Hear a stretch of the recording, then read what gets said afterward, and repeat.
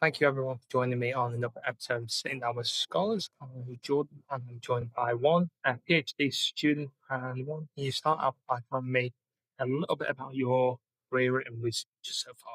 So I have recently started my PhD at the University of California, Santa Barbara in physics. The West Coast is pretty big in physics, and so I've just started. I've had an interesting trajectory that will go in depth, but I started going into my undergraduate, kind of wanting to do engineering type physics, and so I started as an applied physics major, wanting to kind of bring physics to engineering disciplines.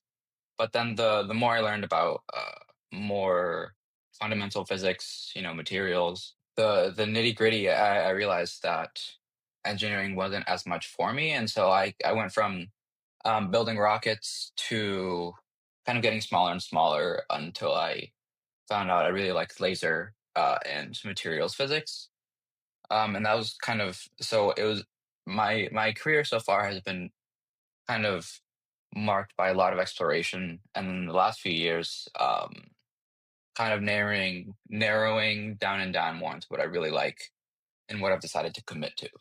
Okay, and with that, on from most people's interpretation of physics, most will be aware of more uh, applied and theoretical physics. As a result of that, where do you find you fit within that? Yeah, so kind of the way that uh, physics is distributed is there's two, let's say, approaches. There's theoretical and experimental physics, and computers are kind of used by both.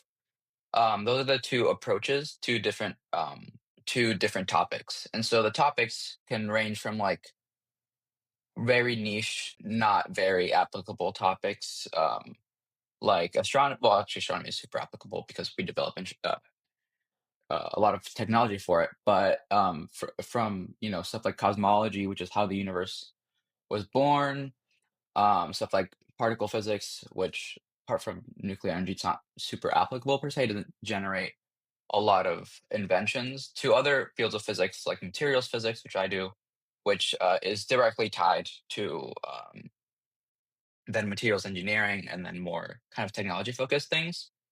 And so any of these things you can study either theoretically by developing models or by conducting experiments. And so, what I find myself doing is I'm an experimentalist. Although I really like math, and I've done something called quantum information theory. I build experiments to be able to find out new phenomena, and then I run those experiments, get data so that we kind of find out how materials behave, and that's kind of closer to the applied end in the sense that we care about finding things about materials that might prove interesting in the future, but it's not so applied in the sense that we don't really care what those applications are. An experimental physicist is more geared towards simply finding out how stuff behaves, and finding out new things about physics, not necessarily, because of some sort of invention or anything.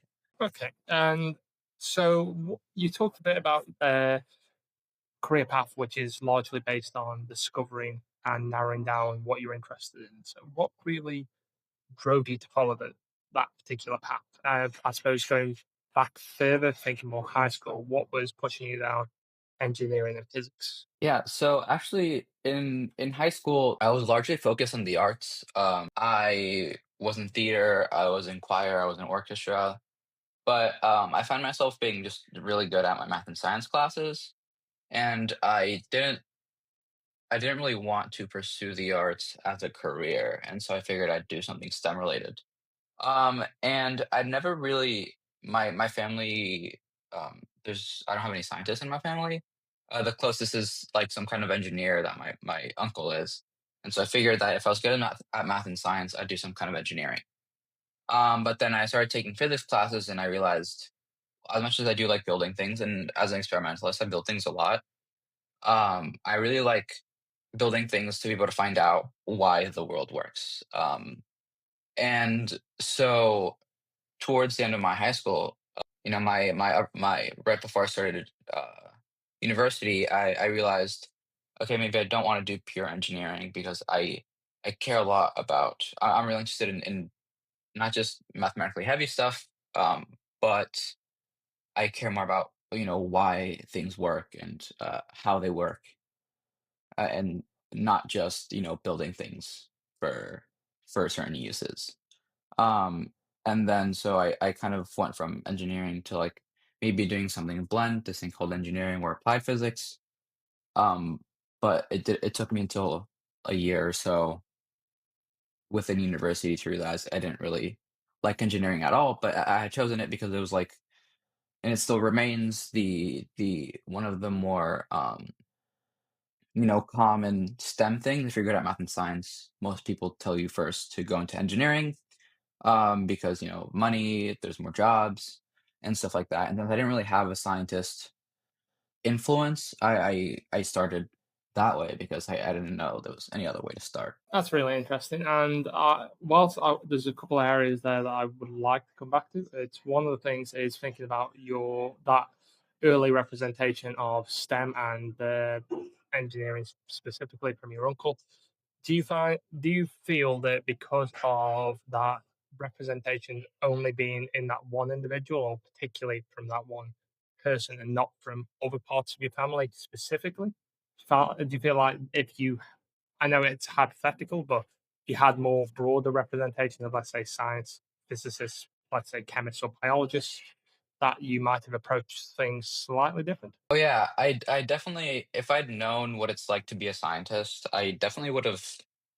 Knowing now, having probed the engineering route and then the scientist route, I know if I had learned more about what it means to be a scientist, what it's like to be a scientist, I know I would have liked that and would have maybe taken less time probing engineering. And because I just like you don't really know. It's really hard to kind of figure out how to become a scientist and to do it or even know that it's an option, without having anyone nearby. No, I get that, and I suppose in a lot of perspectives, and I'm sure other students are probably feeling the same, is without necessarily, as you say, having that individual who embodies those professions and the identity of those subjects, you're largely flying blind with what you can do, what you can't do, what skills are relevant to some disciplines or relevant to multiple disciplines. Like a lot of people talk about transferable skills, but when we actually talk about that, we only really talk about the broadly applicable ones: teamwork, leadership, and so on. We don't talk about broad disciplinary skills that can be transferable, such as how you use maps, how you use computing, how you use codes. If you're going to do that, tooling skills that might be useful for both construction and for engineering, or even for, like, say, experimental physics. And those skills are spoken about, in my view, clearly enough and early enough by the non-familial representatives for students. Like we often gloss over the fact that people need that representation from either teachers, professionals, or so on as early as possible, because ultimately that, in my view, has a lot of influence on someone's career trajectory, and it's not otherwise. You might have a situation similar to by the sounds of your high school experience was very much built on I'm really good at this subject, so I might pursue this more because that was certainly my experience from biology. Biology was and geography were stronger subjects for me, so I went down that route because I was better at them. And why wouldn't you go down something you're better at? Hopefully, you enjoy the thing that you're good at. I mean, there will be the exception, but that's a general assessment, I suppose, of how people probably feel that. Who would you say, just thinking on this topic of representation, one, who would you say inspired you to be who you are? And this can be professionally or personally. Well, one let's say in the large sense is the my mom, like in a not professional way. I'll go into like teachers in a second, but even though my mom studied finance, she just has no idea about being a scientist, but she's always just uh, you know, let me do what makes me happy. And even if she doesn't really get it, she's always been like, if this is what you want to do, then you have to do it. Um, and so, kind of that mindset um, from my mom has really let me kind of break into something I'm not familiar with. Like you said, it's a lot of flying blind, a lot of me going in, to Google and researching, how to become a scientist. And with kind of that mindset of this is something I've been exposed to and I really like, and so I'm gonna do my best to do it. That's kind of the biggest influence for me, like mindset wise, and then professionally, I have uh, this mentor in my undergraduate, a math professor, who I think in general a lot of my math and physics professors in undergraduate um, really helped me by you know being there and letting me really really really pushing me in the sense of identifying the fact that this might be something I'm really serious about, which isn't yet all that common in undergraduate, um, and kind of letting me and identifying that and then pushing me in a lot of ways. And I suppose on the other side, in terms of some of those, just digging into some of those qualities, what would you say would make someone? I'm thinking more from the teaching aspect of this. So, back what do you think are qualities that if you were advising a teacher on what ways to best motivate a student, what types of qualities or stories should they sell to effectively support that next generation of either college graduates, high school graduates, or so on? What would be your general thoughts on that? I have some thoughts myself, but I'm curious of your take based on what you just said. I think the biggest thing is to encourage them to find the answers to their questions. Um, Curiosity is something everyone is born. I believe everyone is born with, and to different degrees. And then sometimes, uh, because of external influences, that curiosity is tempered down. But I think if we find individuals who are curious, the best thing to develop that is to let it happen as much as possible, both by stimulating their curiosity by asking them questions that they don't yet know. This is something that my math professor that I mentioned, his name is Joe, really did is as I learned higher and higher level math, he started asking me questions he knew I did not know the answer to. That would then cause me to go and find the answer by reading textbooks, uh, learning even higher level math. So I think um, both at the fundamental level, encouraging curiosity, and then in when we talk about how to encourage curiosity, one, always be open to questioning from a teaching standpoint, always being open to questioning, and then not just answering students' questions, but encouraging them to go and find out uh, more about the topic themselves, because autonomy is something that we need to develop, um, and it's something that teachers can really help. No, I think it's interesting. Like you say, the point about curiosity, I do think, unfortunately, especially in the UK education system, I'm sure it's very similar in the States as well. But a lot of how we assess student progress is innately against promoting curiosity in an individual. It's you're good at this, you're bad at this. You're if you're good at this, you are a scientist. If you're bad at this, uh, you're destined for say sports in this application, or you because you're good at sports, but you're not so good at let's say STEM subjects, or you're really good at STEM subjects, but you really excel in this area, so you need to pursue that more. And I think pigeonholing is something the system, not necessarily teachers, but the system definitely does in terms of, and in some cases that works out well for some individuals, but I think it does a mass disservice to students as a whole and creativity as well as curiosity. I think we la- uh, we can fall into that trap of missing uh, missing or messing up someone's experience because of it. Thinking about the other side of the coin, that's the more motivational side and the teaching element. But whether you've taught yourself through your PhD experience or through your work or outreach that you might have done, what do you hope the impact that you're doing or want to do is going to look like? So I'll answer on that in a second. I just want to comment that I 100% agree. If I'd been pigeonholed, if I'd been pigeonholed prematurely, I might have not become a scientist. And it's terrible. So 100%.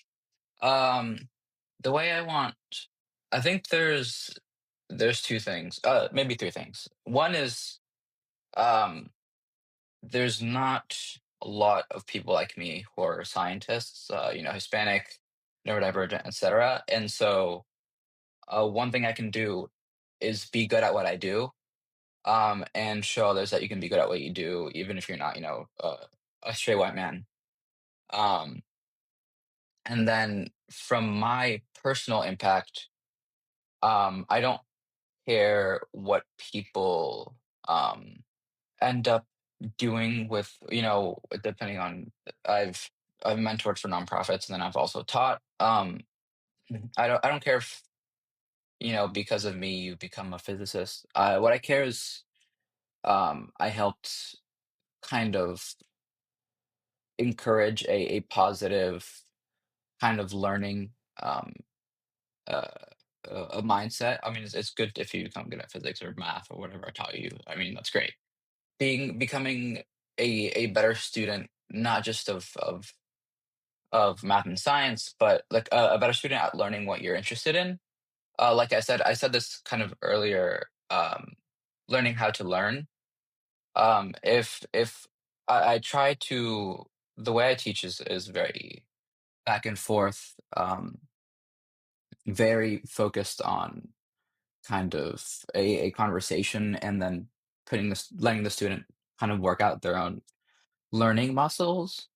Um, and so I hope that way, one, to inspire confidence.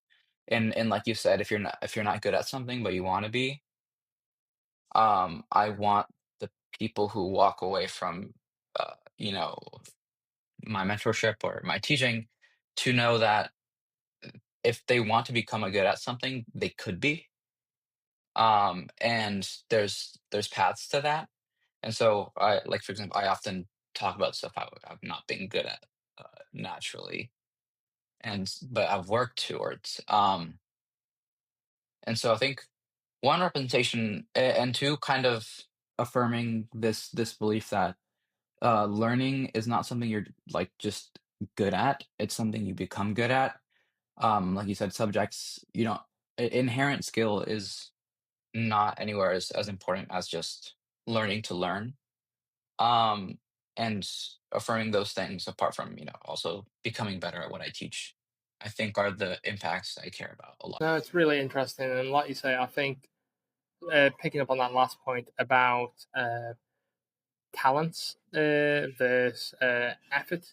I mean, we all have those areas that we are not hugely talented in, but we are getting there with effort. I mean, public speaking was something I used to absolutely hate. And I will say, for any individuals watching this, I would certainly say social media and this type of content creation has hugely helped my public speaking, but it's certainly something I used to absolutely dread.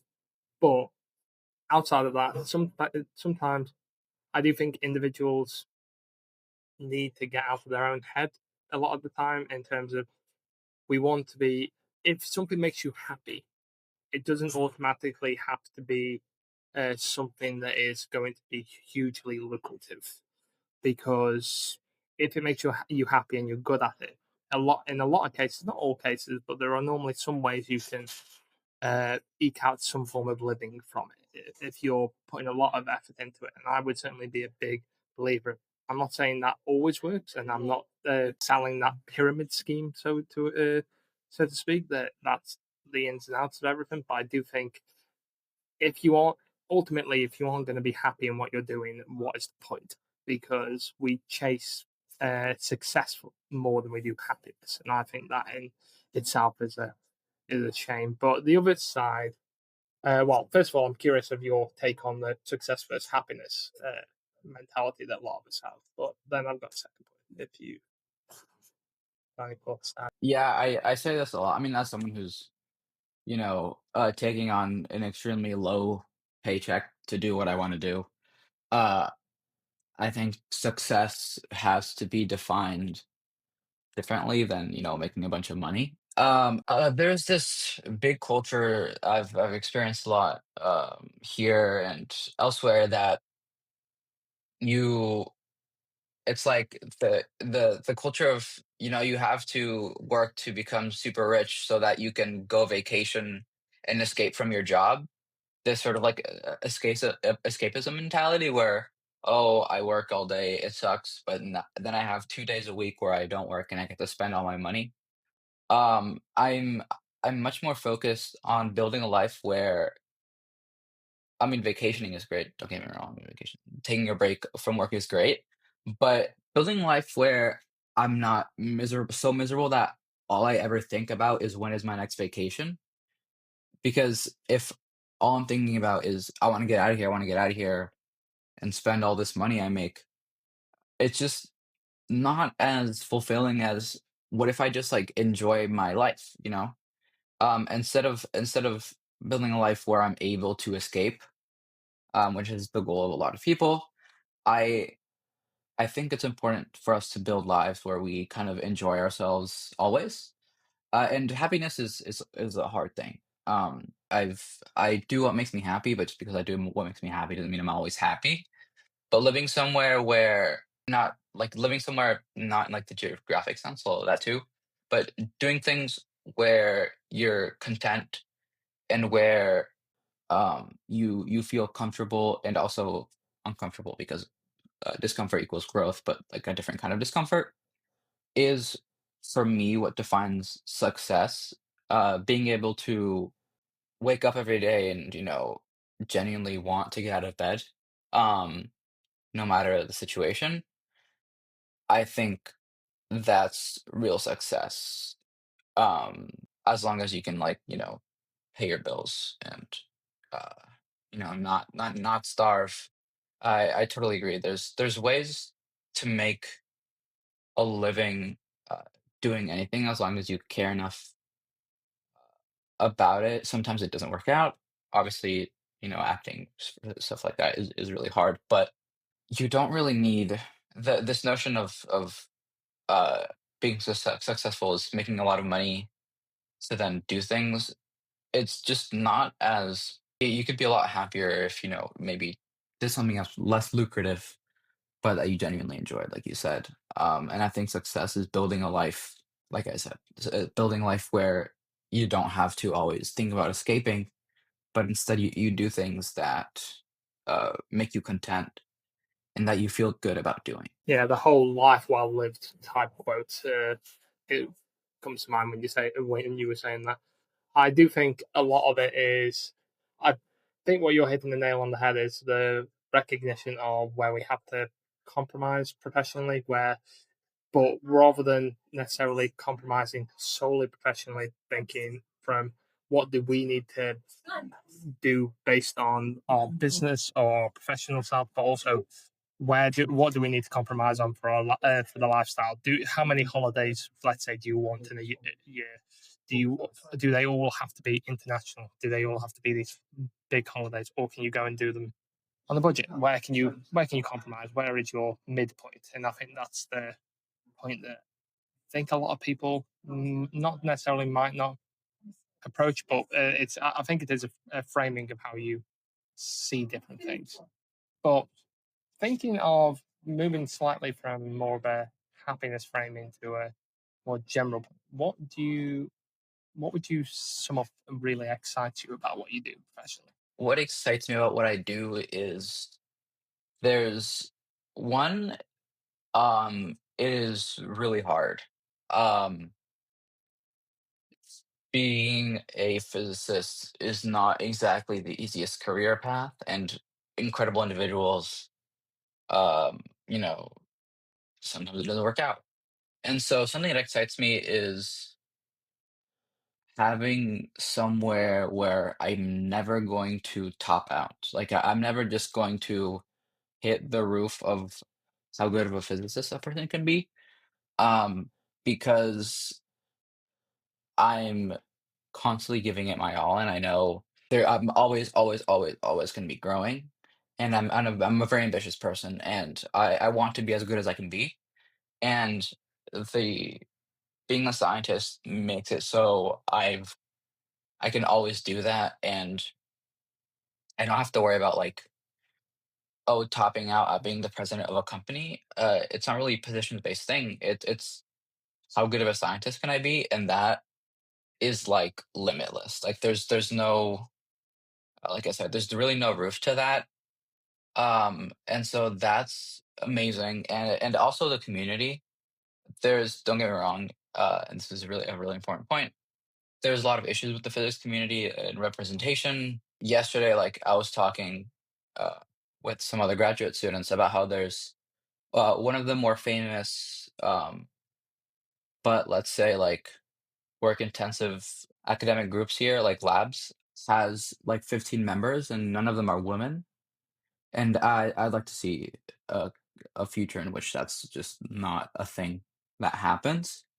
But the community of people who like physics is amazing. And like I said, we need work, but working in a kind of field where there's so many people that are just very big nerds, like they just love finding stuff out and they love math and they love just learning, is hugely invigorating. I think it's interesting. So, two things that, from what you said, that really stood out to me was this more.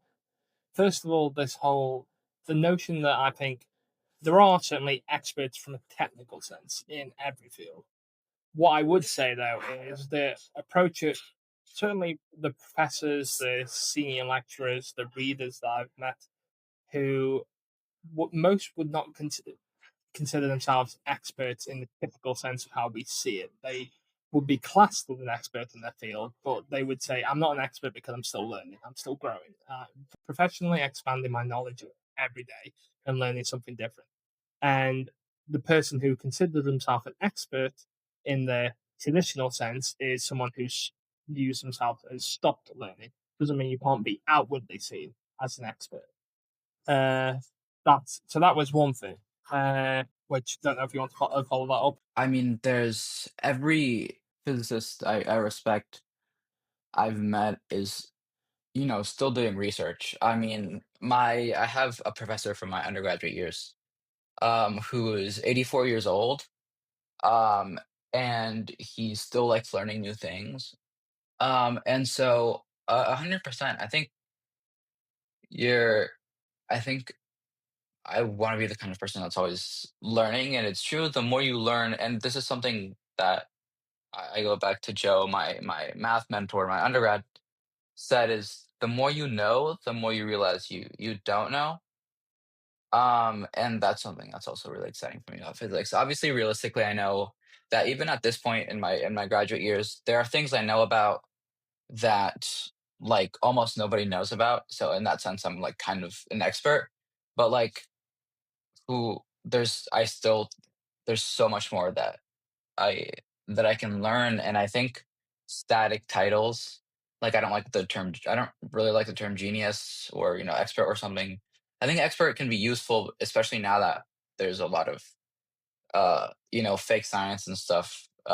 Being able to listen to people who know what they're doing is important, but, like, static titles is something, yeah, I mean, there's people who learn a lot and know a lot, but there's always more out there. There's no one person that knows everything, and that's why I like physics because I know for sure I'm never, ever, ever, ever gonna know everything there is to know. I think, like you say, I think, and that's the main point. I think we can't. I would never want to get rid of the term expert because if you get rid of the term expert, you automatically just invite everyone who has a passing thought about it to be there is a level of prestige to getting an element of expertise. The amount of time someone has spent in the field looking at something, doing the work on that, and having that work critiqued by someone else in their field is the important thing. A lot of the cases uh, we could both spend 50 years researching this particular idea, keeping that isolated, only looking at that ourselves, just because we've looked at that particular idea. It doesn't mean that that idea is right. We might know a lot about that or think we know a lot about that, but that's the risk with getting rid of. Like you say, unfortunately, we can't ever get rid of the arbitrary titles because of otherwise we wouldn't necessarily know where the reliable source of communication between the two about that information. But the other side of it that I was interested in your view was how you were describing it was this view of professional growth. And a lot of people, when I think when we view growth more generally, uh, especially thinking more from the corporate side, the only way you can grow, whether this be your company, whether this be professional, you is your salary, how much you earn, how much that company earns, and it's very little to do with the benefit that you're having, the amount you're giving back, the philanthropic view of it, and I think that's a shame that we don't see more of that type of personal professional growth and instead view the more corporate infinite growth in a finite resource pool that the only way we measure growth is what car do you drive, how many houses do you own, that type of thing. And I think that is a shame. But just to finish on that, the point of, uh, I do think it's interesting from an academic point of view that most people I know, very senior researchers, are still working all the way up to their late 80s because they're not done. They want to keep doing something. And that I'm not saying that can be for every field because a hands-on field, I don't think you can keep working till you're in your 80s and 90s because your body physically can't do it. But I think in some fields, I think if the want to keep learning and doing is really inspirational from a different perspective. Yeah, totally. Yeah, I like I said, I've I mean it's kind of it's sometimes it is really inspiring, but a lot of us younger kind of scientists joke about it that there's a lot of like 90 something year old professors that like are tenured and have their positions until they die that were like, okay, please retire so that, we have a job.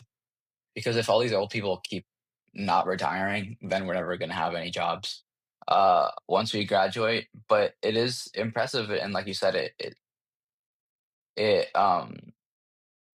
it strengthens kind of this point that uh, a really good thing about being a researcher is that you like get this bug that makes you want to learn forever and ever and ever and ever and ever and ever and ever.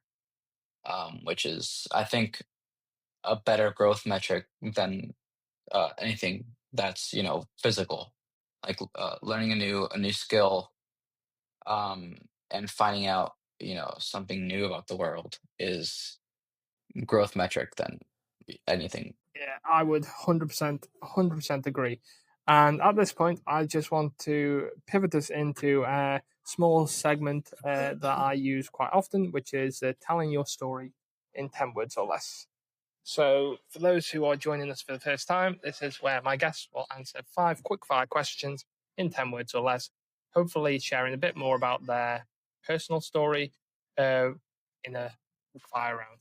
So, to start off with, then, one, can you start off with what did you want to be when you were young? I wanted to be someone who built stuff. And how do you want people to see you? I want to be dependable and respected. And can you describe your field or work? I shoot lasers at stuff to find quantum things. And what is the biggest challenge in your field? Creativity, manufacturing challenges, and culture. And last question, what is a surprising fact about you people might not be aware of? I broke my hip when I was 15. Okay, I have to ask, how did you break your hip when you were 15? I was playing what you and me being South American would call football.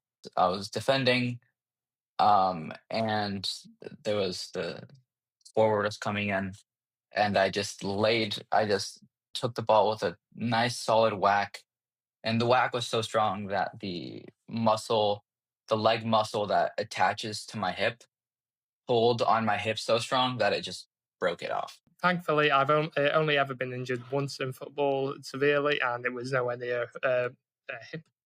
Thankfully, just a toe for me. So, but yeah, and for those who aren't aware, we're talking more soccer for America, if that perspective. But for most of the world, it's football. We won't go into that discussion because that could be a whole different podcast about football and soccer.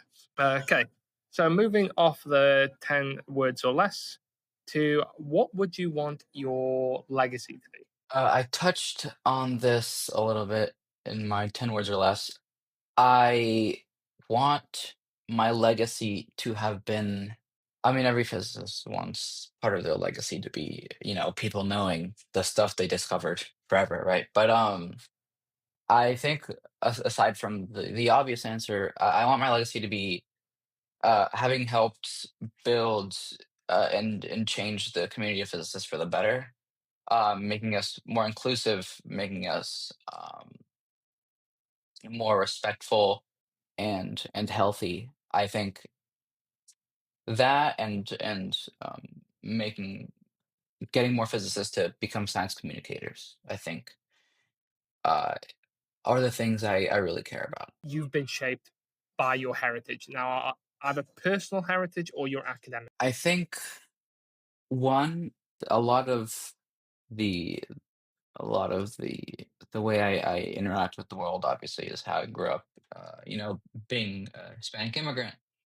I think part of what inspires me to become a good physicist is the fact that there's so few Hispanic physicists out there, and so being so, let's say, rare, inspires me to kind of be one of the ones that sticks out. Um, Academic heritage wise, um, it's kind of how I've learned, how I've narrowed down what I like doing by meeting different people that I had encountered, and this isn't, yeah, and I think it makes who I am is largely is really really influenced by my cultural and family heritage. I think a lot of the things I value, like I said, a better community, being healthy, and also my ambition, are things that I wouldn't care about um, if I didn't come from somewhere that was so family oriented, or had so many issues as Colombia does. And then on a personal note, like I said, I would not be successful if it were not for my mom and my parents as a whole. That's more of like a specific family thing. And then if I had not met the professors I'd met, I might have not been able to gear into the physics I like. I would have maybe stayed in engineering stuff. And so kind of the lucky bit of having been able to meet who I met and then get their connections and build a network um, of people who were there to support me, for sure, made me realize that this is what I liked doing. Oh, that's really interesting. And I would say one of the things I just want to highlight from what you've said is that I think a lot of people miss out on when they think about academia, but I think it applies to all fields, is there's a certain amount of perseverance, which by your own story sounds like there's been a lot of perseverance there. But I would say the other side is luck, that you have to persevere, you have to keep going, and hopefully at one point you'll get lucky in what you pursue because no matter your talent, no matter your experiences and so on, ultimately it's being put in front of the right person at the right time and given that right opportunity. And without a little bit of luck, those things don't happen to align very clearly. And we often think about this tip of the iceberg of which what represents us professionally, and we don't recognize the ups, downs, the failures, the various different points underneath the surface. Yeah, 100%. I think, like I said, it's really hard to become a scientist, no matter how talented you are, and there's a lot of luck involved. And I've been lucky enough, and I've also worked hard. And my life has been very much highlighted by perseverance. I moved to the States when I was 3 with my mom, and, you know, we grew up I grew up, with just her, and that experience is definitely what gave me the strength to do what I do now. And I think it's interesting, like you say, about taking us back to something you said a few questions ago. Really, was about the yeah, almost having to have that opportunity of someone also retiring or moving on, or for whatever reason, to leave those positions open so the next generation of scientists can come through, because the positions aren't just made very often. 9 times out of 10, you're filling the position of someone else who's unfortunately either passed on or retired, and therefore you're being brought in to fill their lab position also. Unfortunately, yeah, and especially now that there's, like, no funding, to make new positions, then it's kind of hard that you have to fight for what's already there and what there is money for, which makes succeeding as an academic quite difficult. And I think that's, yeah, I'm seeing that across various different fields and even various different countries. It's not just a US thing. It's Europe's not great in a lot of respects for certain problems as well. It seems to be just, yeah, funding is hard to come by, unfortunately. What advice would you give to someone who's just starting out? The advice I'd give is, when I've been kind of preaching all this interview, is to explore, and figure out, you know, take the time and effort to figure out what is for you, and to work hard, not for anyone else but yourself.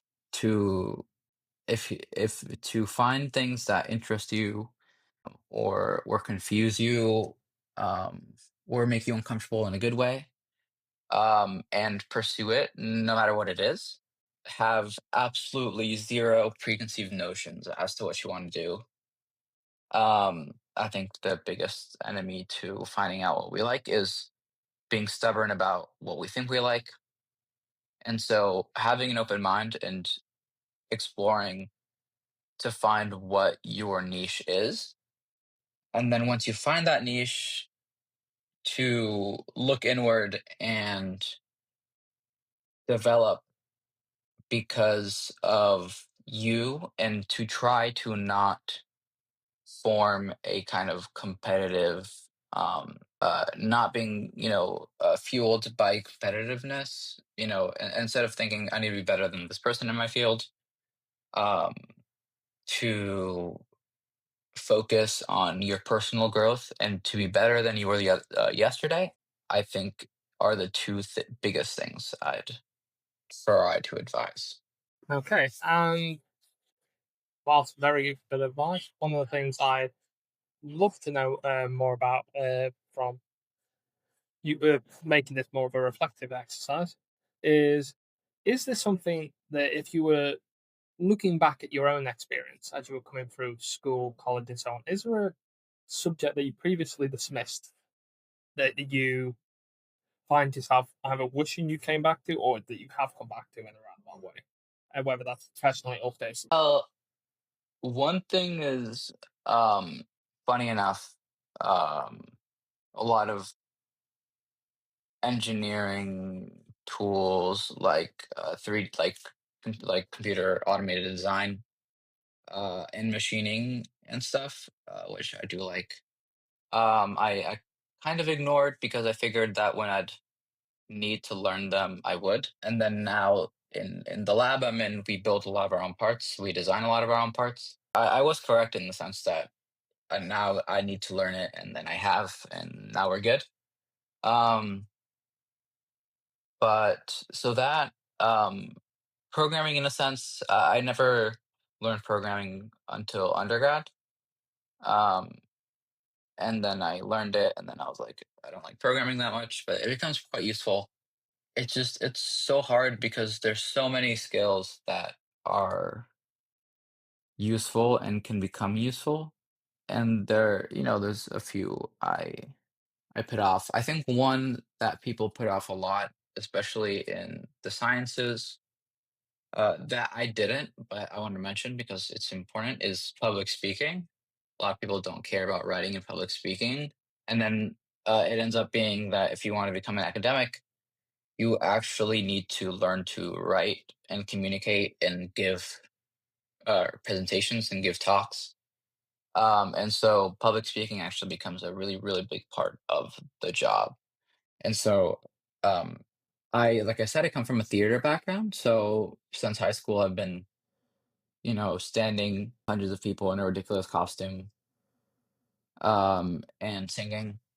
And so I've kind of had experience public speaking. So that was not me, but I think it's something a lot of other people are, ignoring, worrying about public speaking that I think is a mistake. Completely agree. I do think, having spoke to a number of different people, the arts generally, whether that's drama, music, painting, various different elements, which are often undervalued professionally. So I would 100% agree. Now, this is a hypothetical question for you. If you were given a pot of money, so let's say a stupid amount of money that which to most academics would be unheard of, at least at present, and someone said, "I want you to, you need to tell me how you're going to split your time, or whether that be outreach, teaching, research. What percentage, if you were given an basically unlimited pot of money, how would you allocate your time as a scholar?" I would do a lot less grant writing, but I would I would keep doing what I want to do, which is become a professor at an institution and teach and do research. But what I definitely do is I'd set up an endowment or a trust, so that as often as I can, um, I can give financial relief to people who need it, whether it's you know, and in a personal sense. For example, like let's say in 10 years I run a lab and I come across a stupid amount of money. And I have, undergraduates in my lab who are taking out student loans. It would be so cool to be like, oh, you know what? Don't take loans. I think you're a really promising student. Uh, I have this stupid amount of money. You no longer have to pay for college. I think that's something kind of unique to the U.S. because college tends to be pretty affordable elsewhere, but having the ability to change people's lives. I think I would do exactly what I want to do. I would spend more time just throwing money to change people's lives. I think there's so many causes I care about. Global health. Trans rights, gender rights in general, immigrants. There's a lot of things I care about, but I think the way to become effective in causing change is to pick one thing that you're gonna really, really fight for, even if you care about a million things, and fight for that. And so I would fight for educational access, and spend as much of that stupid amount of money as I can, making sure that everyone who has the potential to become educated, which I think is everyone, is educated. There's this quote that comes to me that's it's something along the lines of what we really should be worried about as a society is how many Einsteins did not pursue science because they didn't have enough food to eat. And I want that to stop being the case. I want everyone to be educated, and then so I just spend as much money as I can, making sure that everyone who wants an education can get one. Now, I certainly think on the other side of that, where thinking more generally, there are philosophers who certainly sit down and do a lot more sitting and thinking more so on their budget than physicists. But I would say even within subjects like philosophy, there's a lot of challenging each other in the philosophical field. That I think that's the other side of it. Doesn't mean thinking in isolation. It means thinking in collaboration or so on. And you may disagree horrendously with the person opposite you, but it's that collaborative thinking that a lot of philosophy is based on, as I'm sure is the case in physics, as there is in biology and so on. What question would you ask the next content educator or researcher about their research and or content input? About their work that inspires them to get up every morning. Um, and so the quote that I referenced is actually a quote I wrote. I didn't write it, it's not mine, sorry. That I included in my graduate school applications by Stephen Jay Gould. And it's I'm somehow less interested in the weight and convolutions of Einstein's brain than in the near certainty that the people of equal talent have lived and died in cotton fields and sweatshops. And so I want that to no longer be true. And then for the content thing, that's what I just yeah. Hmm. No, that's really definitely really inspirational quote. I can see why you you were certainly drawn to it. So on a before, just as we wrap up, the last question is a question from my previous guest, which is what is the thing that is most often misunderstood about your field? The thing that is most often misunderstood is that physicists just sit and think, and there's actually quite and so a lot of people think that they are physicists just because they sit and think about how the universe is, and they come up with crazy theories that are not true.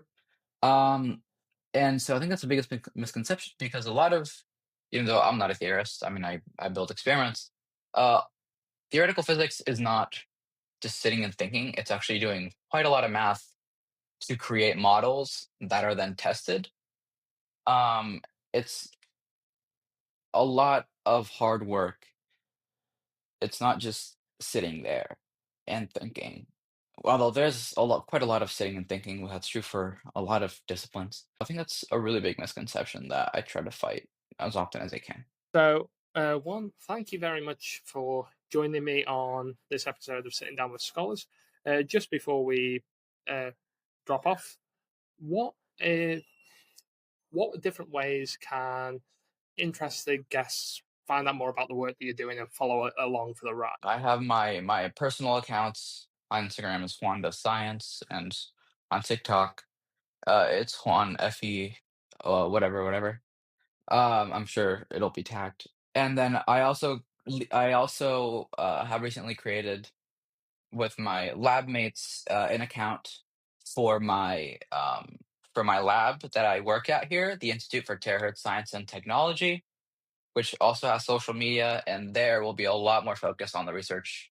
I do advocacy and science in my personal accounts, but the Institute for Terahertz Science, the ITST social media accounts are going to be focused on a lot of the science we do here. So if you're interested in kind of what experimental physics is, I would check that out. We already have a tour of our particle accelerator that we use for a free electron laser.